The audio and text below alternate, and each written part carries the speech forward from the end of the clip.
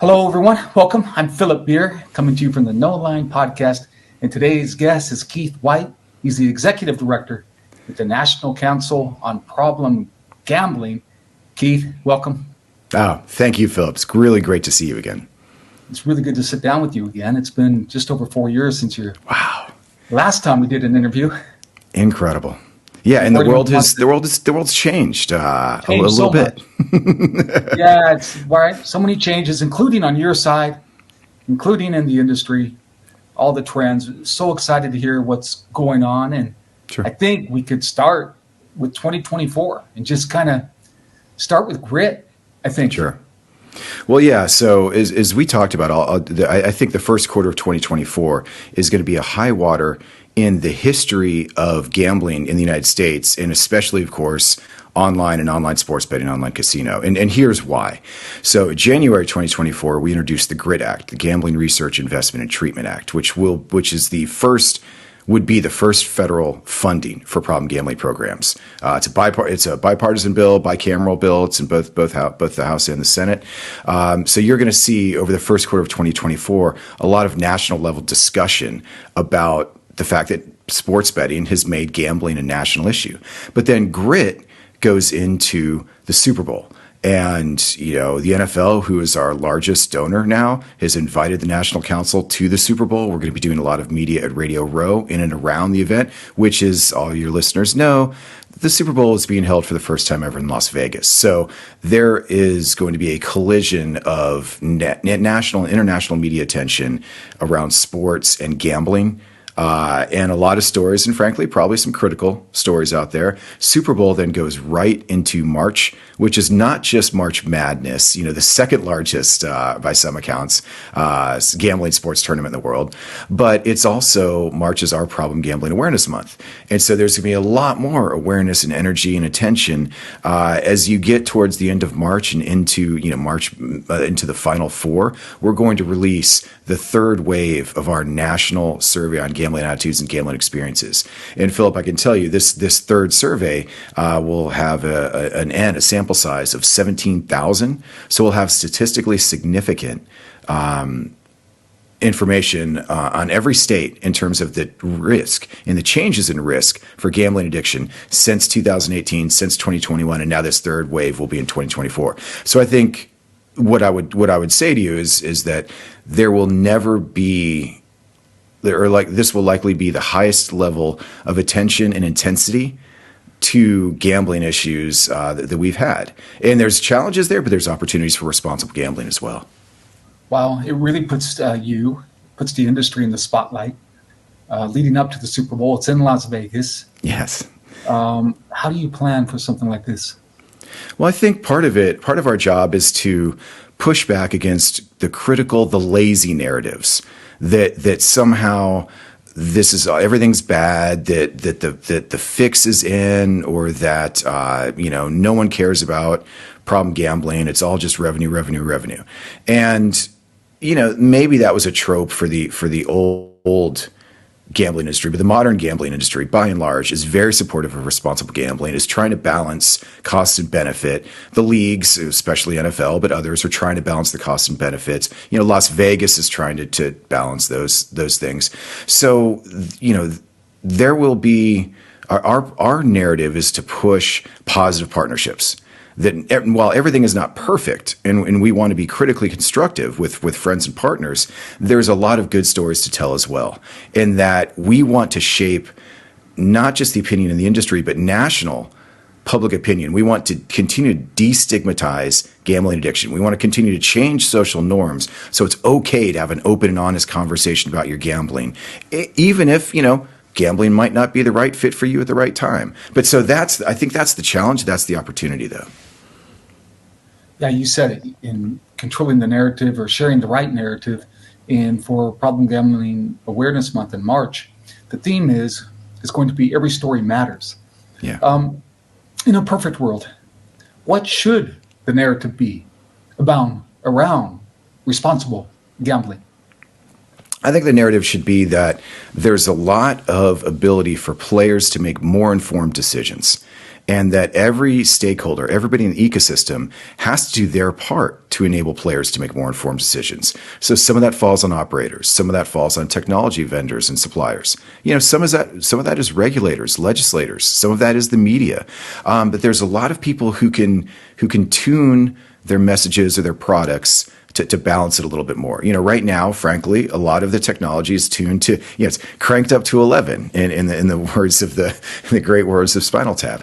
And, we'd like to see it tuned a little bit differently, to both enhance revenue, but to reduce risk. And so that's what I think when we talk about every story, in Problem Gambling Awareness Month, we want to highlight, of course, positive stories of people who have either avoided a problem or recovered from problems, people who've found good ways to use the tools available, as well as stories of course, people who've had trouble. And I think one of the things we're going to focus on a lot, and where the national conversation is going, is around young people and gambling. We know that that's where a lot of the risk is occurring among young male online sports bettors.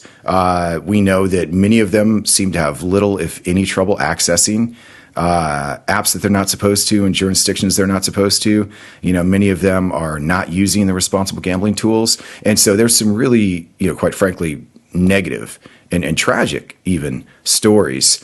And it's not that we want to highlight those because we want to see the blood and gore, but we think it's important that people understand this is a serious issue, and that just because the tools are available, if no one's using them, that's not good responsible gambling.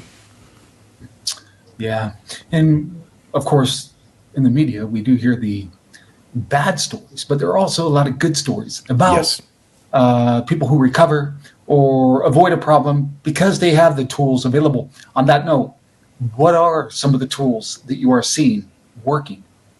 Oh, as you know, Philip, there's some exciting developments in the industry. Technology can do wonderful things. And so we're seeing a lot more on two fronts. One, creating player responsible gambling tools that are more flexible, that are more customizable, that are more intuitive, and that are much more widely promoted. And so if we can increase the uptake of those tools, which most major operators have, which most major platforms have built in, we're going to protect a large chunk of the at-risk population. Right now they tend not to use those tools. The tool usage is far less than 5%. And for almost every major operator across every U.S. jurisdiction.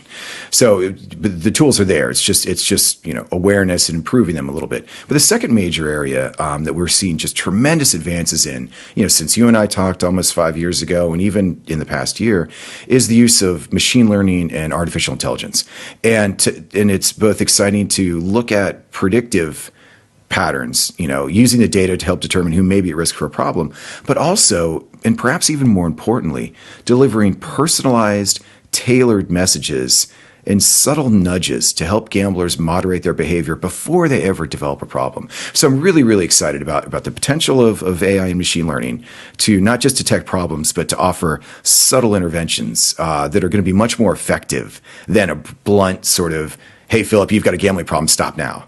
There's all sorts of things that would be wrong with that message.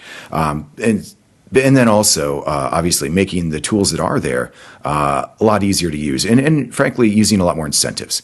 We know in this industry we bonus, quite frankly, it extremely and insanely high amounts in new markets, and being able to send someone a $5 meal coupon or a $10 hat or something would do wonders for the uptake of these tools. So it's exciting though. We're on the cusp of a lot of big change. And you mentioned the subtle nudges, so you're not necessarily calling out right a guest or a player that they're having a problem. Maybe the nudge is what? Take a break, or is it go have there's a calm meal? How does that work? Exactly. I think some of the most effective nudges will be ones that the player never knows.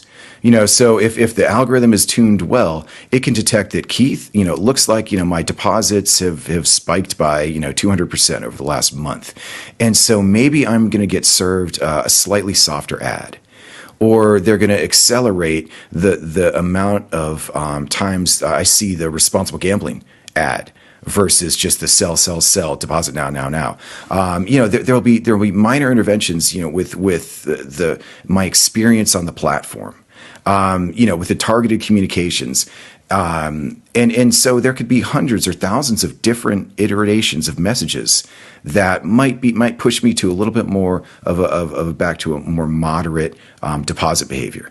So it's a lot of stuff that would go in the background, I think, because that's how a lot of marketing is now. It's not explicit. It's tailored. So that's the kind of thing. Yeah. I mean, maybe I'd get encouraged to set a limit or take a timeout, but it might be take a risk quiz or, hey, did you know, here's your statement this month. And, here's what we saw. And if just things have changed, if I got a better job and that's why I'm depositing more because I've got more cash, great. We can, that conversation can move on. Yeah. And in regard to, say, these nudges, there's a lot of criticism out there, like you mentioned, the critics, but there's also a lot of good. Mm-hmm. And what are you seeing? You're in the front lines here. What are some stories or campaigns that you're seeing that people are saying, wow, this is working? Check this out. Are there any one or two or three that stand out?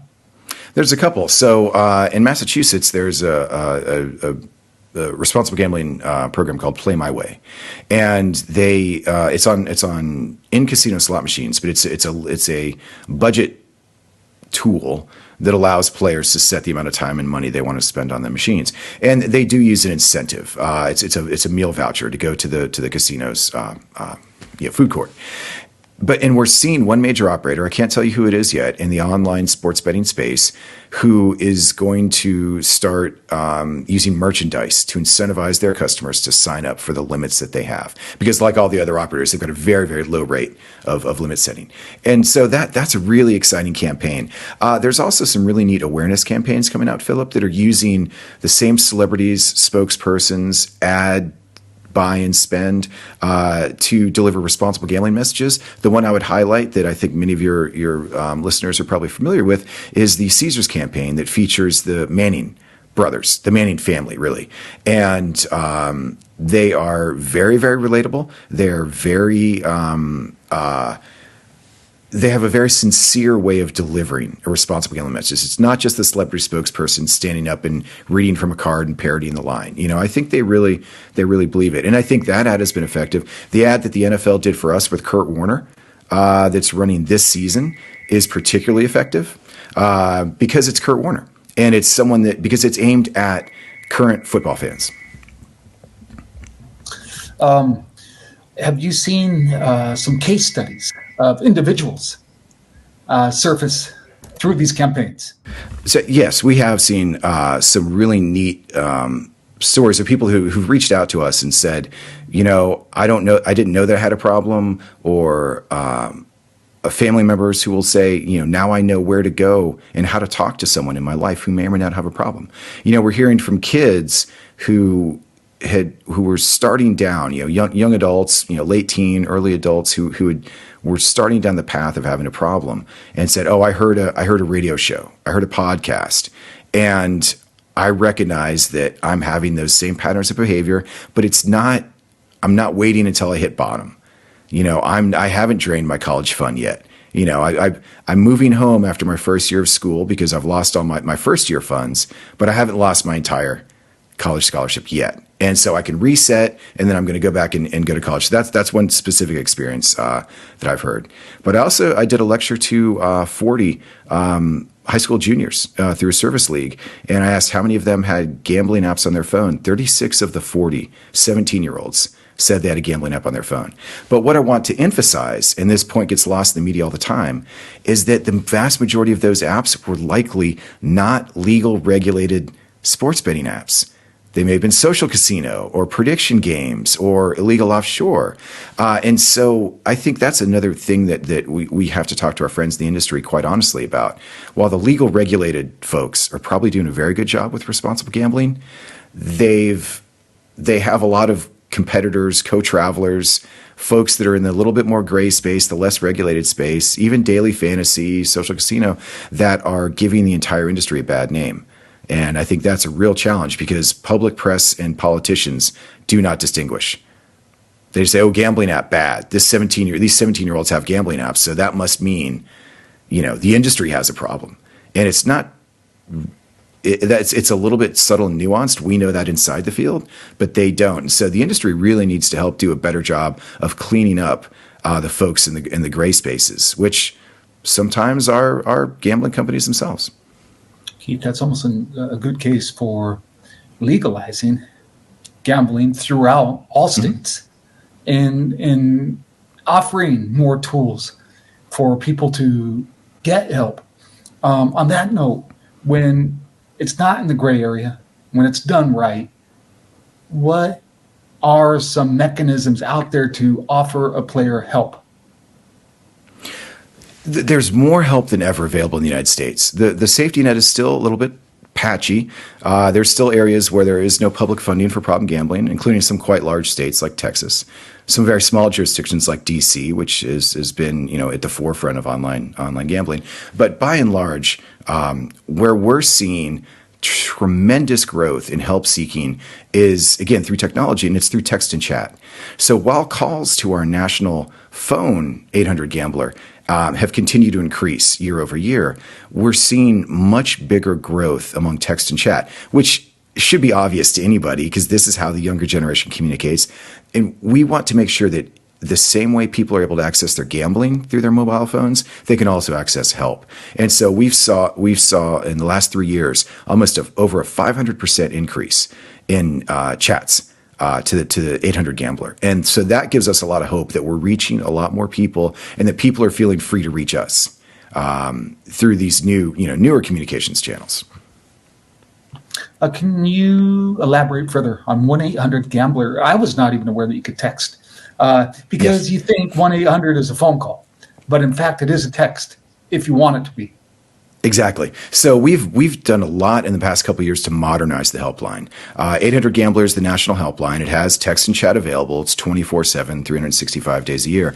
With major funding from the NFL, we've been able to expand the technological resources behind that helpline. And we just want everybody to make sure that they know that 800 Gambler works a lot like 911 in the United States, where you call one place and then you're distributed to a network of state or local help centers that provide that on the ground help and services and support. So the 800 Gambler itself is not, we don't answer those calls directly. It's just a more efficient means of routing people to get the help they need on the ground level. So it works with this existing framework of state-based help system. But yeah, the volume is surging, and that when in some ways helpline calls, while it might indicate that there is a higher level of gambling problems, it definitely indicates that there's more awareness of the number because there's more people who are seeing it and calling it. And there again, the industry is the major source of calls to 800 Gambler are from people who get the number through their gambling operator. So the industry is doing a really good job at promoting 800 Gambler as a means for people to get the help that they need to get. So I think helpline calls in many ways are a good thing. And although they can be indicative of higher rates of problems, they're definitely indicative that more people are seeing and calling the number. And there's lots of good reasons that that people should call that number or text that number or chat to that number. and all these resources will be listed in the description to either the podcast or in the video description.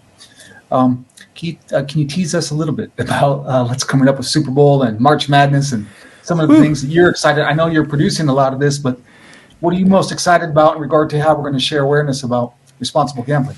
So we're super excited about the GRID Act. The GRID Act wouldn't just provide the first federal funding, but it would take half of the existing sports betting excise tax, and that would provide 10 years of funding to our federal health agencies to then go back to the states. And so the important point here, Philip, is that we've been fighting this issue of gambling addiction on a state-by-state basis. And some states are doing really well, most are in the middle, and some do nothing. Getting federal support over a 10-year period is going to allow us finally to get to best practices. So each state doesn't have to figure it out on its own. Each person doesn't have to go through that journey. So GRID Act is transformational in our industry. It is truly one of the biggest things that will make gambling in the United States safe and sustainable. I can't overstate the importance of that. And then, you're going to have a lot of media coverage around the Super Bowl, and I think most of it's going to be positive. There's going to be some critical stories out there from groups like 60 Minutes, perhaps, and others. But I think by and large, there's some real positive narratives, and the industry can really come together and try and unite behind doing more about responsible gambling. So I'm excited. I think there's a lot of opportunities to have that conversation. It has to be a sincere conversation. The time for lip service has passed. There's a lot more national scrutiny. There's a lot more folks that are. It's not just they're saying stuff, but they're showing advocates what they're doing, and I think that's a critical turn. But I think the industry's made that turn in general. There's still a few folks out there it's kind of lip service, but more and more you're seeing concrete actions, dedicated funding, public reporting transparency, and that can only be for the good, because that's going to help everybody learn and grow. And there is this underlying enthusiasm in the industry, whether it comes from a payment company, an AI company, UNLV, ESPN. It's coming from all different angles where the people involved, and when I'm speaking with people involved, there's an interesting kind of almost inspirational / passion that you get when discussing this topic that's real, it's genuine. It is. It's palpable. I've been in the field now for more than 25 years, and I can feel it. I can see it. I feel in some ways we're reaping the results of decades of preparation, but the flywheel has shifted. The shark's been jumped. Whatever metaphor you want to use, I absolutely agree with you, Philip. There's more and more genuine enthusiasm, more and more people who are willing to think outside the box, investing in new solutions and technology. Not just standing pat and saying, well, this problem gambling is somebody else's problem. I think the industry has realized that it's everyone's problem if you want to grow and be sustainable. And I think everyone does. So there's a lot of things that are coming together. There's a lot of alignment right now that's better than I've seen in decades. And we're going to surf that. We're going to drive it. We're going to ride that wave too. And we're hopefully contributing to some of this positive discussion and discourse because we don't want to stigmatize. Just as we don't want problem gamblers to be stigmatized, we don't want to stigmatize operators and vendors either. They're part of the ecosystem, and they're part of the solution. And that's something that a message that I think it's easy. It's easy for critics to kind of poke holes at that, but I think that's what the vast majority of the industry is aligned behind. And I think we're going to hear even more during Problem Gambling Awareness Month in March. And again, this theme is every story matters. It's so much about narrative. And how did you come up with that theme? Every story matters. Why that theme? We've not always done a good job of not just destigmatizing this issue, but humanizing the issue. And so I think as we think about our storytelling,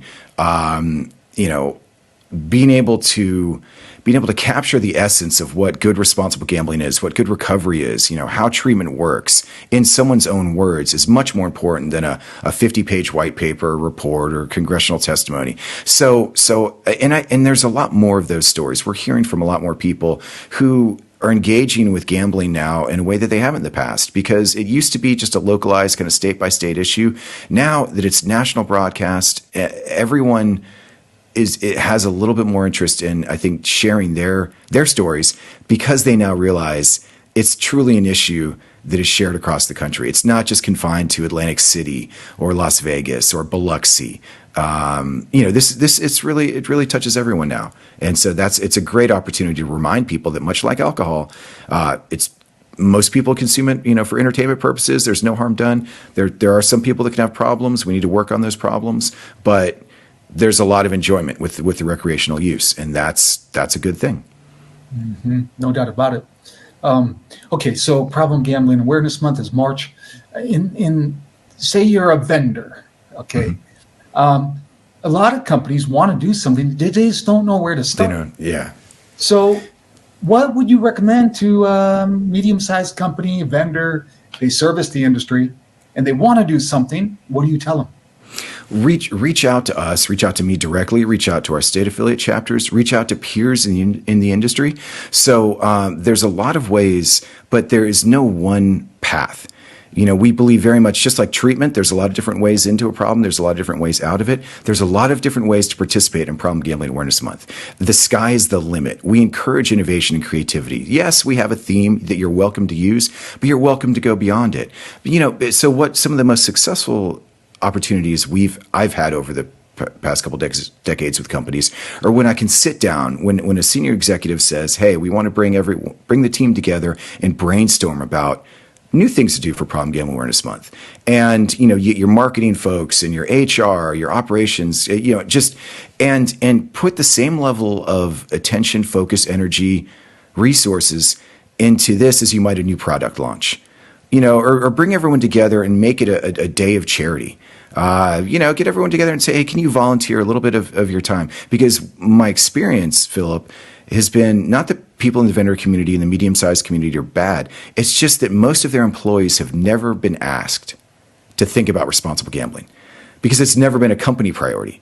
It may be a one-off here or there. They might go to a conference and say, "That's interesting." But the CEO, management has never sat down and said, "Let's just take an hour.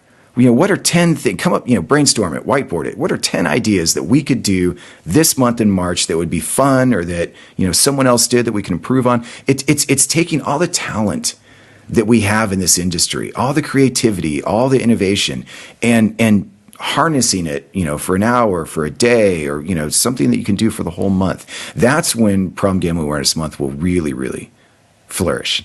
And we're excited to work with folks. We can do it in partnership. They can do it on their own. We're happy to advise, assist.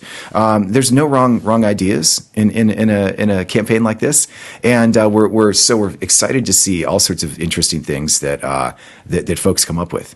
Yeah, so it's an open architecture opportunity. And to go even a further step here, a lot of times when there's a problem gambling going on, a friend knows, a family member knows. Yes. So for an individual watching or listening, what can they do to help their friend or help their family member? What's the best thing they can do? The best thing is to let that person know you're there to help them. We don't recommend you necessarily intervene.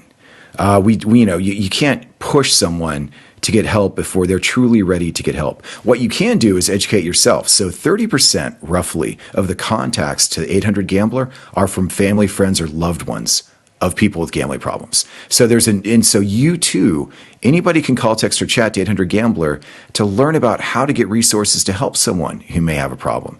But often those resources are, we understand you may be struggling with something. We're here to help. We'd like to have that conversation. We've got some things for you, but you can't kind of sort of browbeat someone into into reaching out for help or making that character change. They're going to have to take that journey themselves, but you can be supportive and helpful along the way.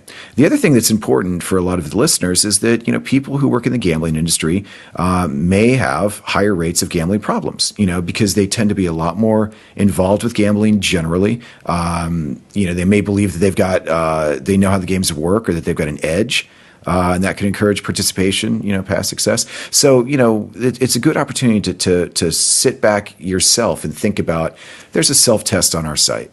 You can go through that either at responsibleplay.org or at ncbgambling.org. Just, take that self-test every so often. It's probably a good thing for everyone in the industry to do that at least once a year, because so many people, Philip, fall into this trap of, well, I was gambling recreationally when I was young. But now 20 years later, you may have had huge changes in your life. There's been huge changes in technology. You may not be prepared for the impact of in-play betting if you've been a traditional sports bettor all your life. So checking in on your behavior every so often is important. And if maybe your recall is not so great of how much you deposited 3 or 4 years ago versus how much you're depositing now, the industry now has a lot better tools, data visibility to help you. And I know major operators are now looking at monthly statements. So to help you make it easier to see how your play may have changed over time. And if it's heading in a direction that maybe is a little bit riskier, it's a good time for you to check in and just sort of think about moderating that behavior before it becomes a problem. And there's a survey that people can take. But yes. Sometimes people might have a problem, they just don't know it. And you live and breathe this topic. So what are some things that might be a reason why somebody should actually think maybe I do have a problem? How do I know? I think a lot of it comes down to, Philip, how and why you're gambling.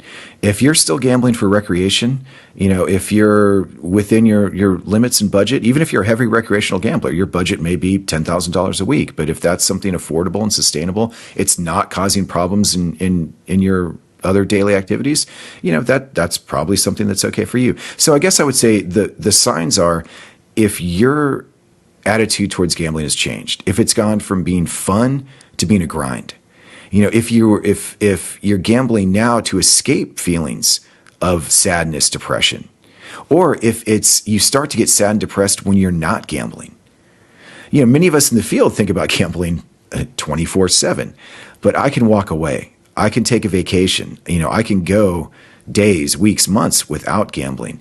And if you find that that's hard, then that may be a sign to start thinking a little bit more about your behavior. So a lot of it depends on that relationship you have with gambling.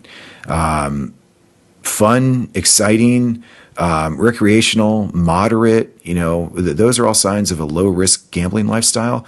But if you're constantly on the edge, and of course, if gambling's causing financial problems, emotional problems, work problems, but if your relationship with gambling is negative, it's aggressive, I've got to grind out this next dollar, I don't know where I'm going to get the money, or I can't stop thinking about that last hand, I should have folded, or I should have, those things can be signs of a relationship with gambling that's higher risk.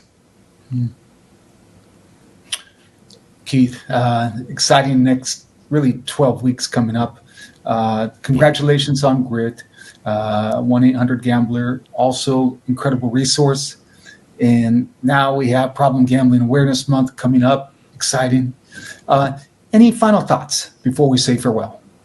Well, I do think that we've reached an inflection point in the industry, and I believe we can continue to evolve gambling in the United States, online gambling, online sports betting, everything that's coming down the pike. We can evolve it into an increasingly safer and more sustainable path. There's a lot of good stuff on the horizon. Like you said, we're building on a lot of progress. There's palpable momentum. There's enthusiasm. There's real commitment. And I think if we can sustain that, we're in great shape. There's always a danger of complacency. There's a danger that investment's going to fall off, but I don't think that's going to happen. I'm pretty optimistic that we're really we're in a better place now than we've ever been, and we're poised to do even more. So I think we're in great shape, and I'm glad to be a little part of that. Yeah, there's a lot of reasons to be optimistic about this topic. Yes. So thank you so much. Thank you, Philip. Thank you. It's always great to see you. Yeah, good to see you. See you later.